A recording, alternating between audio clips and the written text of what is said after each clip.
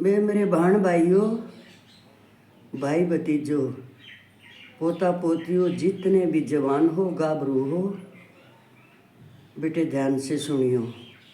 और सबसे पहले तो मेरी हाथ जोड़ कर प्रणाम है। और मेरी बहू बेटियां ने बहुत बहुत आशीर्वाद है। क्यों बेटे, सदा सुखी रहो, इसलिए सदा परमात्मा सारी खुशियाँ दे थारे मारे बेटे की लंबी आयु दे, तुम सदा सुखी रहो बेटा।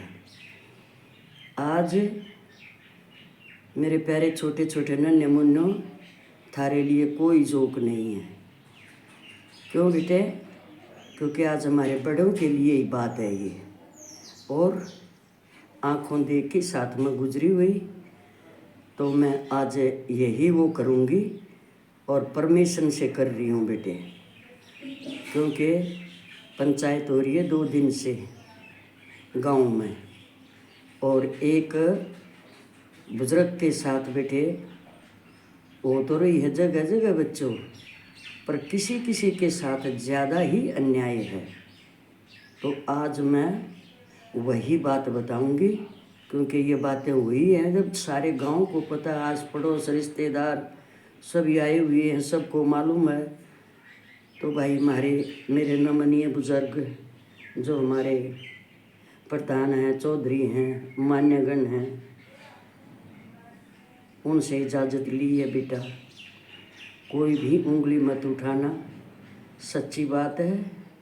और ये अपने ही परिवारों में है, दूर नहीं है बेटा। गांव तो अपना ही परिवार होता है सारा बेटे, आस पड़ोस समाज।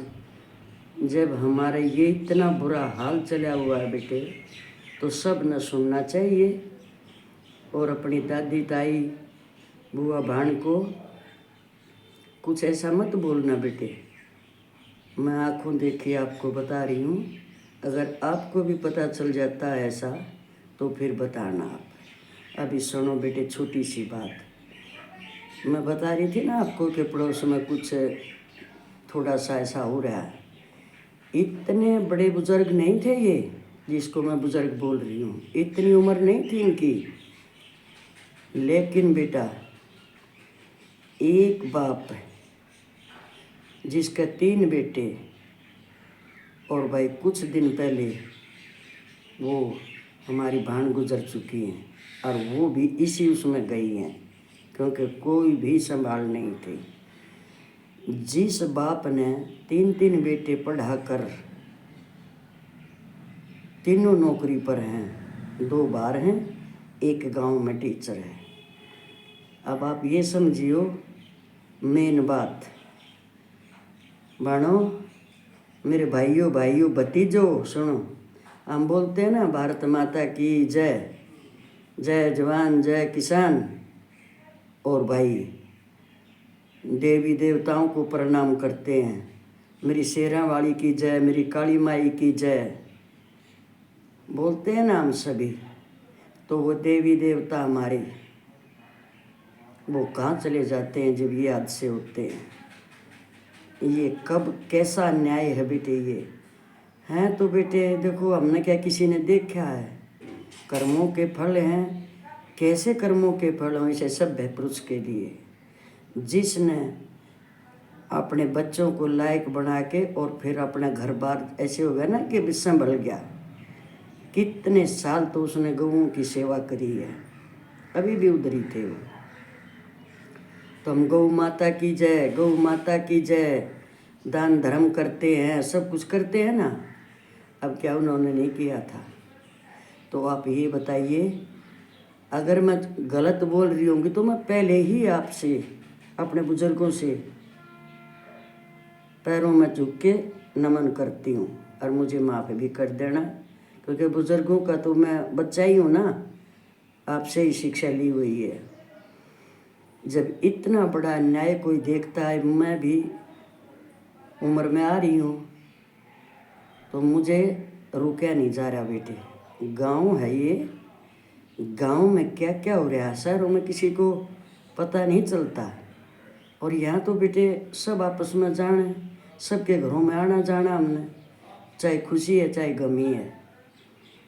तो ये एक अपने वो देखो, अपनी संस्कृति, अपने शिष्टाचार, अपने बच्चों के ये देखो संस्कार। क्यों भाई, ये सभी तो कोई नहीं है बेटा, एक एक बच्चे इतने लायक हैं, ये तो सबको पता है, सब नहीं होते कोई भी। अब दो बेटे उनके बुजुर्ग के सुनो, जिस पर मैं आपको बात सुना रही हूँ, मैं सब याद हैं, ऐसा नहीं है कि मैं हूँ।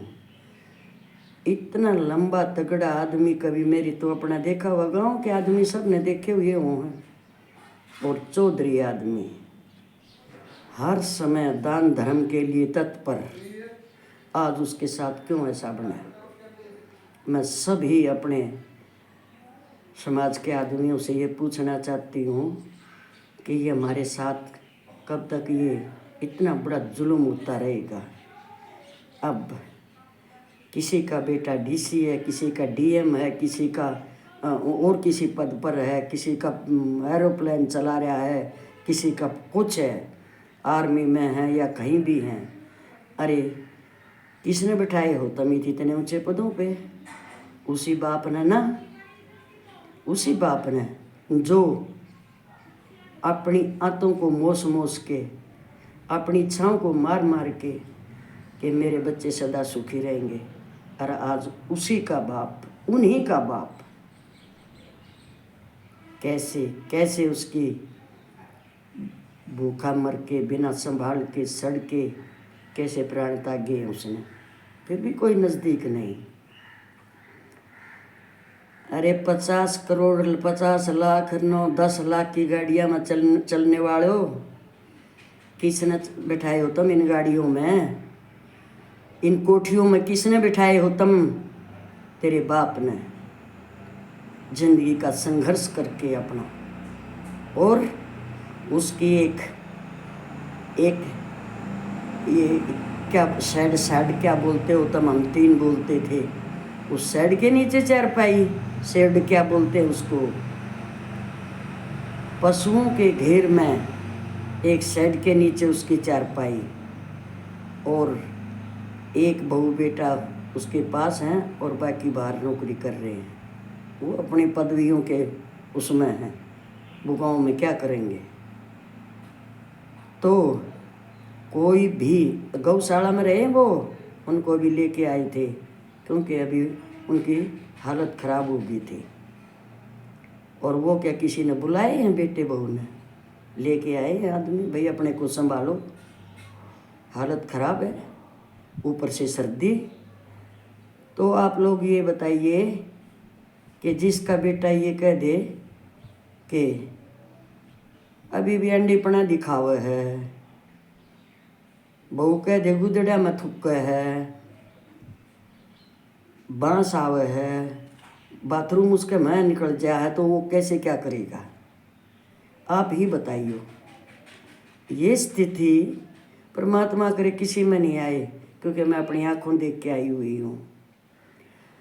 जब कोई आदमी वहाँ पे मिलने आता है और वो कैसे भरड़ भरड़ रो रहा है, अपने दिनों को याद करके सबके आगे बता रहा है, और फिर उसको 10-15 दिन नहीं लगे, जबकि ऐसा कड़क कड़क बोल रहा है। क्यों? हर आदमी तो सारा दिन कोई पड़ोस वड़ोस का उसके पास नहीं बैठेगा ना भाई, कौन बैठने देगा ऐसे? तो मेन बात, भूखा मर के, चाय के लिए तड़प के, सर्दी में ठिठुर के, उसके घर में चारपाई नहीं, सारी गर्मियों में जैसे घर आए तो नाली पर खाट, गली में थूकता रहे, तू बाहर, घर में नहीं थूकेगा। ये मैं सच बता रही हूँ, क्योंकि मैं बिना सच के नहीं बताऊँगी, पाप लगता है, किसी की सुनी हुई नहीं बतानी चाहिए, उनको क्या पता सच्चाई का। पर हैं बिरली घर सीधे उसी गांव में, उसी पड़ोस में बड़े अच्छे अच्छे बहू बेटे, तो जो है उसके लिए है। मेरे सामने हुई आई ये बात है। अब पंचायत क्यों है ये सुन लो, क्योंकि गौशाला में रहने वाला 15-14 साल से इतना दान धर्म करने वाला आदमी, आप जमींदार है अच्छा, 2-2 3-3 खेतों के ज्वार बरसम भाई तूड़ी सारा उधर डालने वाला आदमी। क्योंकि मैं भी गाँव में रही हूँ, हमने भी डाला है, लेकिन वो बहुत ज़्यादा, सबसे ज़्यादा। तो उनका अंत कैसा आया? जो 2 बेटे शहर में हैं वो कभी देखने भी नहीं आए, मरने के बाद आए। और अब ये पंचायत किस लिए है?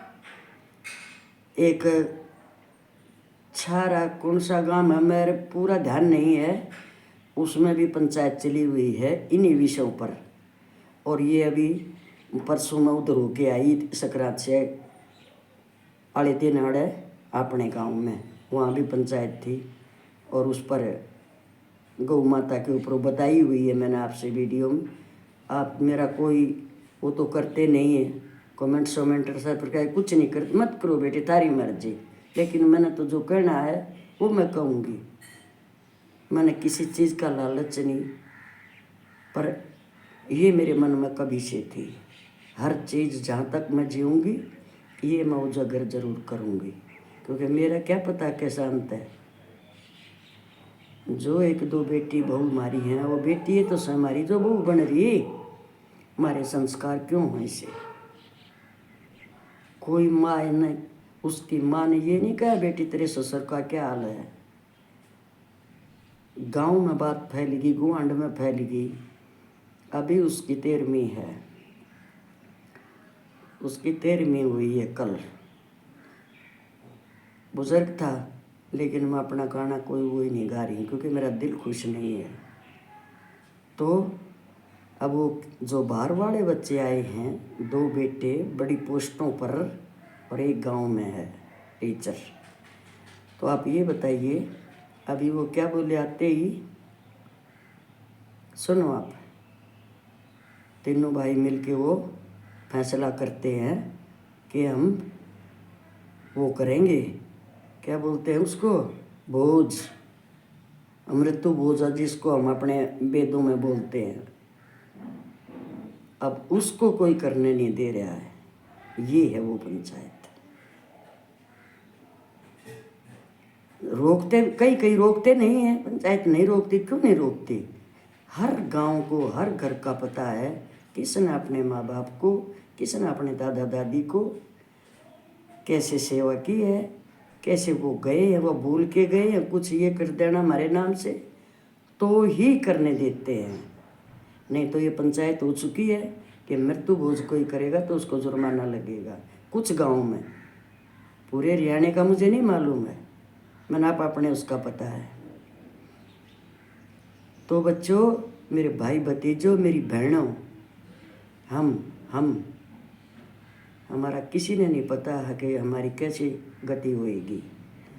सुनो, ऐसी ऐसी बहू बेटियां हैं जो सुबह उठते ही दर्शन करती है, वो धन्य है वो बहू बेटी।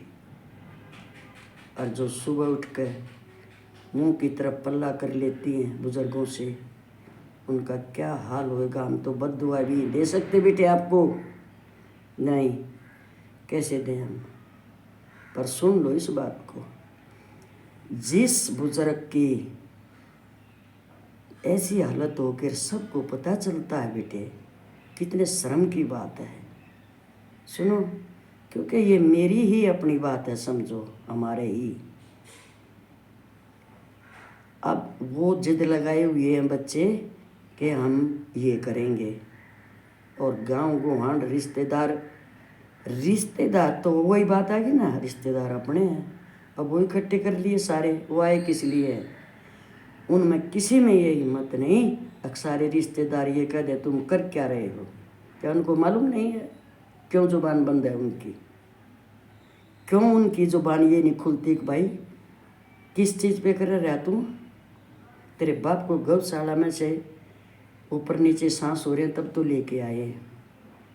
ये आने के बाद 15 दिन 16 दिन जितना दिन भी वो रहे, क्या किया तुमने?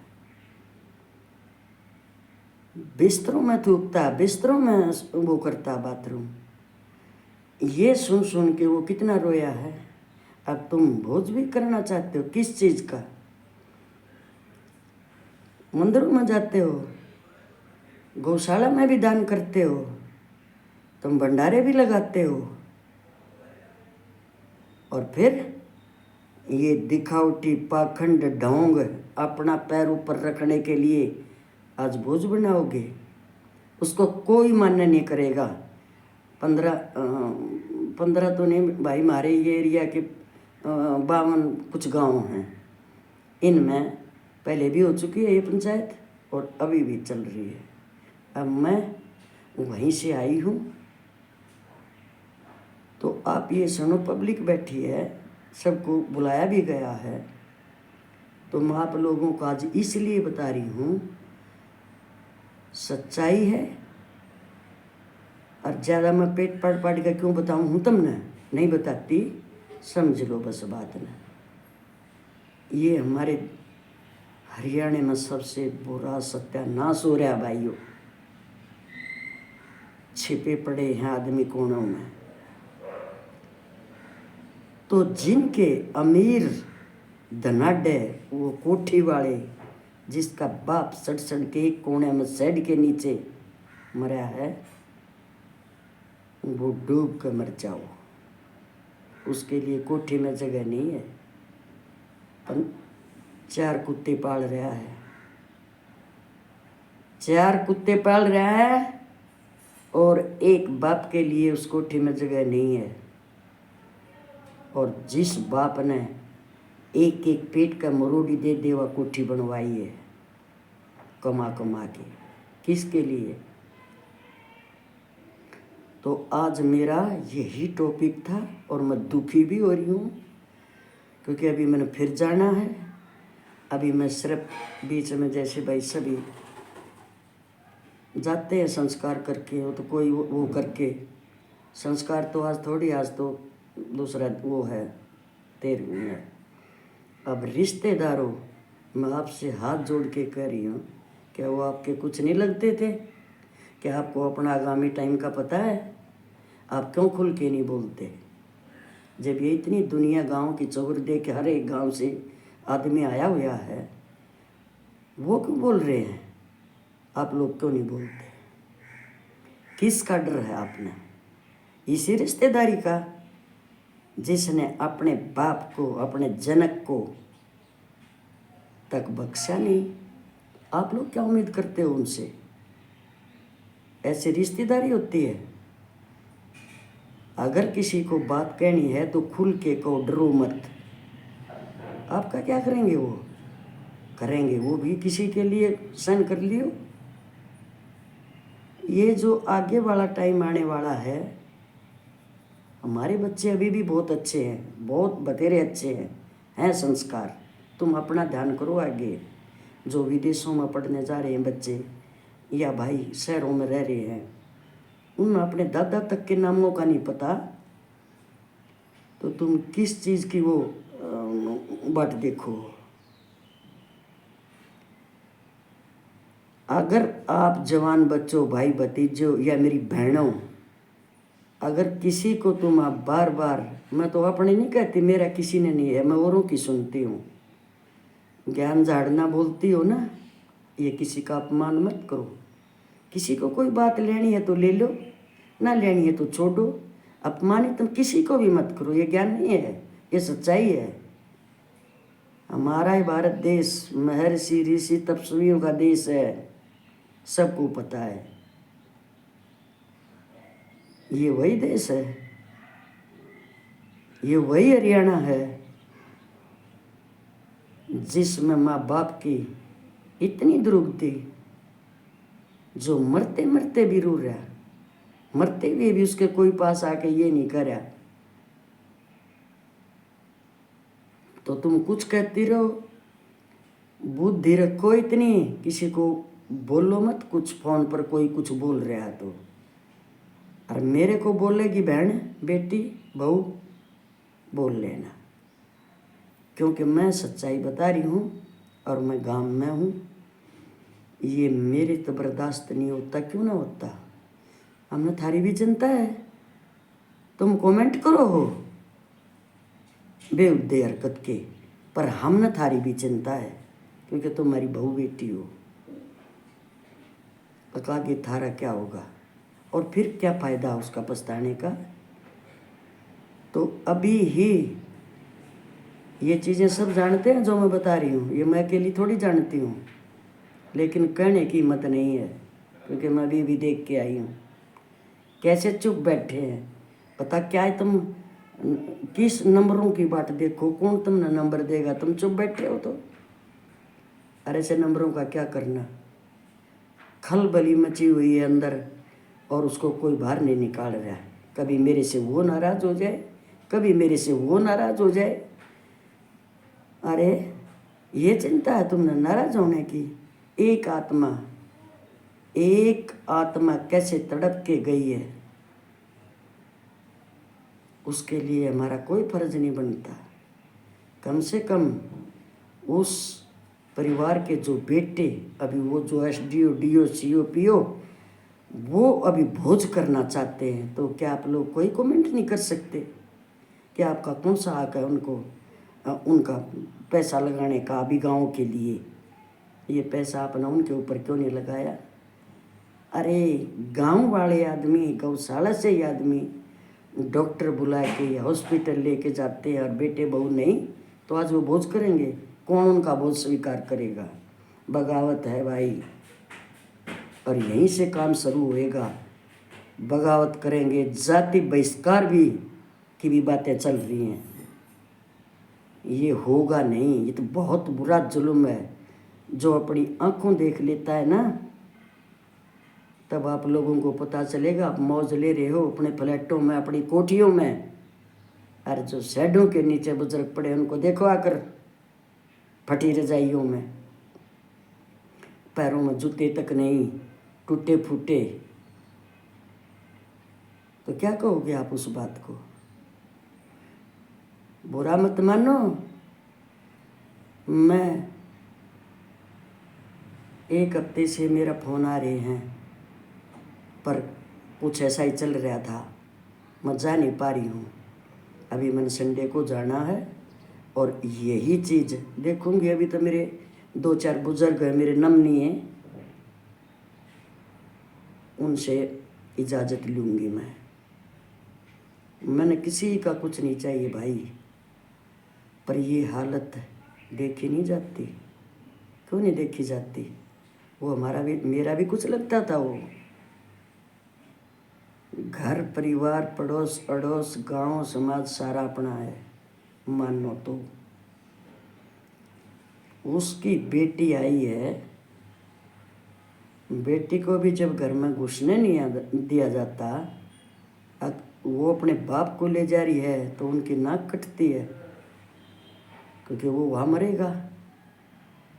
फिर गांव वाले उसको यहाँ ले आएंगे तो फिर उनकी नाक कटती है, वो पदों वालों की। उनको ये नहीं मालूम कि थारे भी बेटे हैं। वो बेटे, वो पोते भी कैसे, वो क्या करें बच्चे जब वो कभी गांव में नहीं आएंगे। डरे कि तेरे ना चिप जाए, बाप को कभी तेरे पास ना भेज दे छोटे वाला। ये तो बहुत बड़ी बातें हैं बेटे, चल रही हैं अभी भी। ये पास में चौपाड़ है, यहाँ पर चल रहा है और चाय पानी हो रहा था उधर। मैं 10 मिनट के लिए मैं आई हूँ क्योंकि फिर जाना है।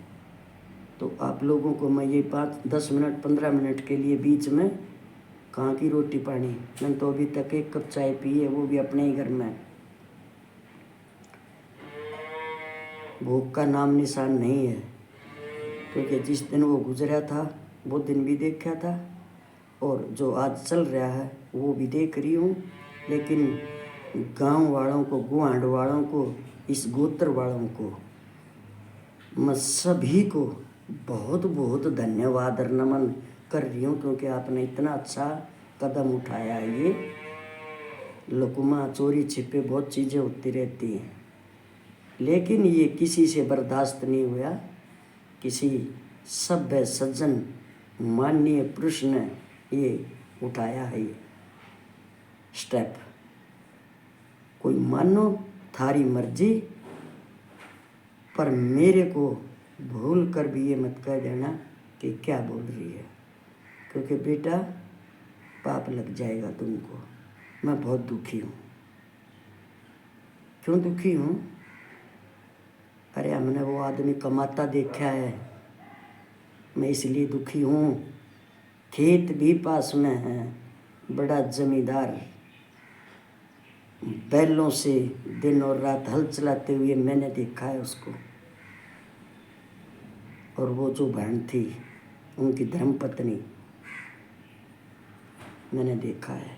गांव में सब ने सबको देखा है बेटा, मेरे को नहीं देखा है, गांव ने मेरे को भी देखा है। जो भी मन करे अच्छा बुरा जो।